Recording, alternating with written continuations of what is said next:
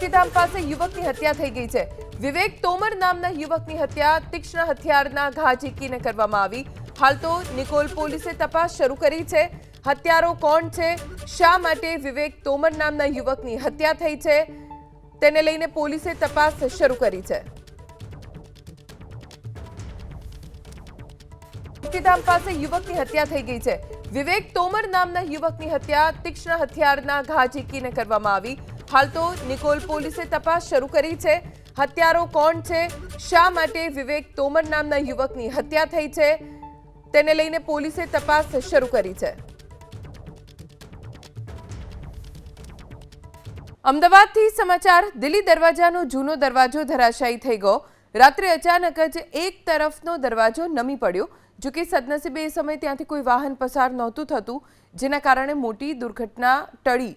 શહેરની ઓળખસમા સૌથી જૂના દરવાજા એવા દિલ્હી દરવાજામાં આ ઘટના બની હોવાના કારણે તાત્કાલિક સ્થાનિક પોલીસ અને ટ્રાફિક પોલીસ દોડી આવી અને ત્યાંથી વાહન વ્યવહાર બંધ કરાવી દેવામાં આવ્યો।